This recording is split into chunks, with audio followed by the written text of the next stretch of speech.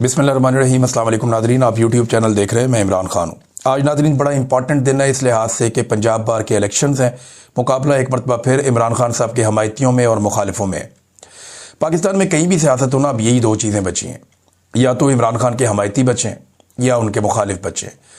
और ये इलेक्शन हो रहा है जनाब पंजाब बार कौंसिल का। इस पर पाकिस्तान तहरीक इंसाफ की सियासत पर भी असर पड़ता है, क्योंकि ज़्यादातर मामला जो है सियासत के आजकल अदालतों में चले जाते हैं। और अदालतों में जहाँ पे वकला तंजीमें किसी पॉलिटिकल पार्टी की तगड़ी होती हैं, वहाँ उन्हें कुछ फ़ायदा भी होता है इस बात का, नाइंसाफ़ियों से बचने में उनको मदद भी मिलती है। तो पंजाब की जो पाकिस्तान तहरीक इंसाफ है, उन्होंने ये हुक्म भी जारी किया है कि तमाम जो अरकान हैं, चाहे वो अरकान असम्बली हैं, चाहे वो टिकट होल्डर्स हैं या ओहदेदारान हैं, वो सपोर्ट करें पाकिस्तान तहरीक इंसाफ के हमायत याफ्ता उम्मीदवारों को। तो दो तरह के उम्मीदवार हैं, इमरान खान साहब के हमायती और इमरान खान साहब के मुखालिफ। एक और इम्पॉर्टेंट खबर है, सुहेल अफरीदी जो है वो एस्टेब्लिशमेंट को भारी पड़ना शुरू हो गया। देखिए, इमरान खान साहब ने अपना अफरीदी लॉन्च किया, उसके मुकाबले में एस्टेब्लिशमेंट ने अपना अफरीदी लॉन्च किया। एस्टेब्लिशमेंट का जो अफरीदी है वो शाहिद अफरीदी है, और वो सिर्फ आप जानते हैं वो किस काम के लिए आते हैं। शाहिद अफरीदी साहब उन लोगों में से हैं जिन्हें लगता है कि जो करता है फ़ौज करती है, और जो भी होगा वो फ़ौज ही करके उनको देगी। हम फ़ौज की इज़्ज़त करनी चाहिए, एहतराम करना चाहिए, और उनकी कुर्बानियों का भी जो है वो अगर आप जायज़ा लें तो फ़ौज ने बड़ी कुर्बानियाँ भी दी हैं बाज़ औक़ात, और उन्होंने दहशतगर्दी के ख़िलाफ़ जंग में कुर्बानियाँ दी हैं, पाकिस्तान की सरहद की वो हिफाजत करते हैं, तो इस हिसाब से ठीक है। लेकिन शाहिद अफरीदी साहब जैसे लोग हैं वो ये जानते हैं कि पूरा सिस्टम जो है मिलिट्री एस्टेब्लिशमेंट चला रही है, तो वो मिलिट्री एस्टेब्लिशमेंट के सहारे अपनी ज़िंदगी को भी चलाने की कोशिश करते हैं। बहरहाल जो उन्हें कहा जाता है वो उसी चक्कर में पड़ जाते हैं। तो इमरान खान साहब का अफरीदी जो है वो अब इन एक्शन, उसने जो एक स्टेटमेंट दिया है उससे सूरत हाल तब्दील हो गई है।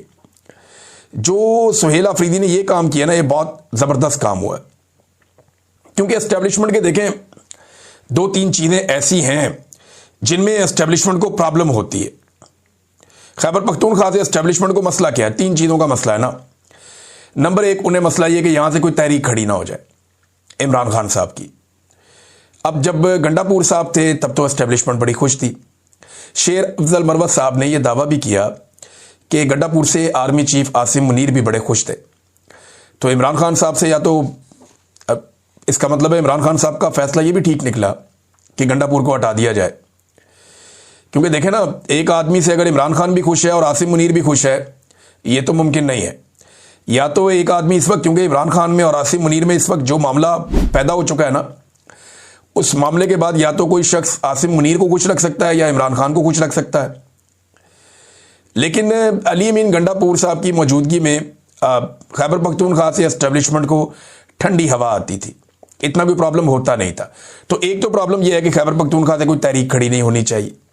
दूसरा यह है कि वहाँ के जो वसाइल हैं, मादनियात हैं, उनके हवाले से पूरी दुनिया की नज़र होती है। आपको पता है मादनियात पे मगरबी ममालिक के अंदर बहुत बड़े बड़े इन्वेस्टर्स बैठे हुए हैं, चाइना की भी नज़र इन्हीं मादनियात पे है। तो उन मादनियात का एक कंट्रोल जो है वो एस्टेब्लिशमेंट के पास होना चाहिए। दूसरी बात यह है, और तीसरा, खैबर पख्तूनख्वा के अंदर ऑपरेशन चलता रहना चाहिए। देखें, जितना ऑपरेशन चलता है ना, किसी एरिया में जब ऑपरेशन होता है तो फोर्सेस की उतनी ज़्यादा रेलिवेंसी बढ़ जाती है। जो ममालिक तरक्की कर रहे होते हैं ना, वहाँ सियासतदानों की रेलिवेंसी बढ़ती है। जिन ममालिक में तालीम और साइंस आगे जा रही होती है, वहाँ पे वजारत साइंस और वजारत तालीम की रेलिवेंसी बढ़ जाती है। जिन ममालिक में सियाहत बहुत ज़्यादा होती है, वहाँ वज़ीर आज़म के बाद सबसे इंपॉर्टेंट वज़ीर सियाहत होता है। अब इसी तरह जो पाकिस्तान जैसा मुल्क है, वहाँ पे सारे मामलाती दिफाई हैं, लिहाजा जो दिफा के इदारे हैं वही इंपॉर्टेंट हो जाते हैं। वज़ीरों की तो यहाँ पे औकात कोई नहीं है, तो एस्टेब्लिशमेंट सारे मामला चलाती है। तो जितना ज़्यादा बदअमनी रहेगी उतनी ज़्यादा रेलिवेंसी रहेगी सिक्योरिटी फोर्सेस की। लिहाजा खैबर पख्तूनख्वा में एक ऑपरेशन और चाहिए। हालांकि लगातार खैबर पख्तूनख्वा में गुज़िश्ता कई दहाइयों से ऑपरेशन ही होते चले जा रहे हैं, लेकिन अमन नहीं आ रहा। बलूचिस्तान लगभग 50 साल से ऑपरेशन की जद में है, अभी तक बलूचिस्तान में बिल्कुल अमन नहीं आ सका।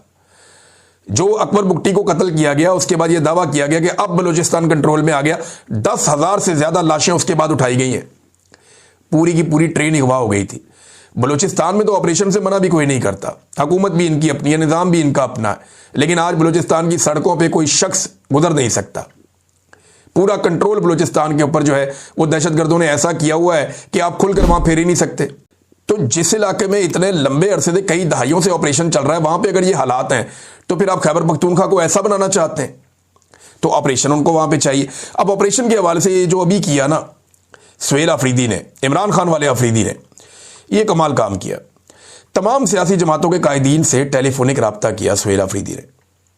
मौलाना फजल रहमान से रब्ता किया, एमल वली खान से रब्ता किया, सराजुल हक से रब्ता किया, अमीर मुकाम, आफ्ताब शेरपाव और मोहम्मद अली बाचा समेत दीगर बहुत सारे लोगों से उन्होंने रब्ता किया और अमन व अमान की सूरत हाल पर इन सबके साथ बातचीत की।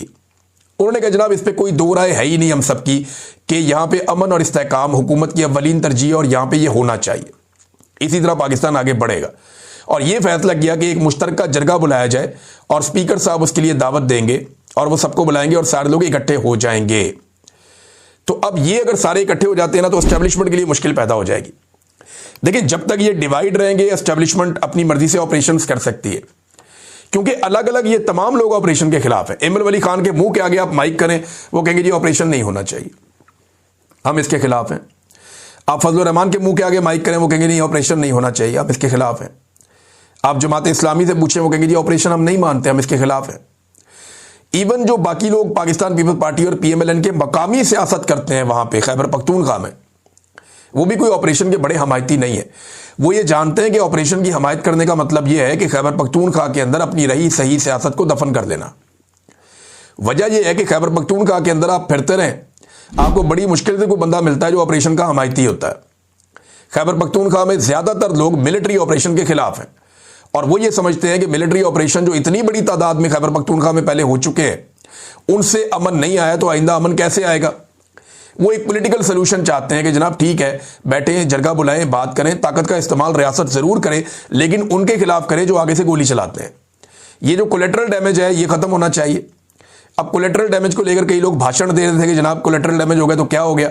भाई पंजाब में करवा के देख लेना आप एक दफा कोलेटरल डैमेज, आप इस्लामाबाद में करवा लें कोलेटरल डैमेज, आप करवा के देख लें अपने बच्चों को, अपनी फैमिलीज को, आप कोलेटरल डैमेज के अंदर जाता हुआ देखेंगे, आपको पता चल जाएगा कि ये कितनी खौफनाक चीज है कि जो जुर्म आपने किए ही नहीं है आपको उसका पता ही नहीं है, अचानक एक बम आता है और आप सारे मारे जाते हैं। ख्वाजा आसिफ साहब इसकी तौजीह देते हैं कि जनाब कोलेटरल डैमेज तो होगा, फिर तो सारे मारे जाएंगे, सबको भुगतना पड़ेगा। तो ख्वाजा साहब अगर आपके घर पे ये हो जाए तो आपको भुगतना पड़े तो फिर आप क्या करेंगे। तो दहशतगर्दी हुकूमती पॉलिसीज की वजह से आई है, रियासत ने खुद इन दहशतगर्दों को पाला है, तो अवाम इसमें कुर्बानी क्यों दें, अवाम इसमें क्यों मरें, ये है वो बड़ा सवाल जो यहां पे उठाया जाएगा। अब अलग अलग तो ये सारे कहते हैं कि ऑपरेशन नहीं होना चाहिए, लेकिन जब ये इकट्ठे होकर कहेंगे तो खैबर पख्तूनख्वा की मुश्तरका आवाज आ जाएगी कि जनाब मिलिट्री ऑपरेशन बंद किया जाए, हम कोई और सोल्यूशन निकाल कर दे रहे हैं। बातचीत करते हैं, जरगे करते हैं, जहां पे ताकत का इस्तेमाल करना है सूबाई हुकूमत। अगले वीलॉग में आपको बताऊंगा। अब तक के लिए इतनी, अपना ख्याल रखिएगा, अपने चैनल का भी। अल्लाह हाफिज़।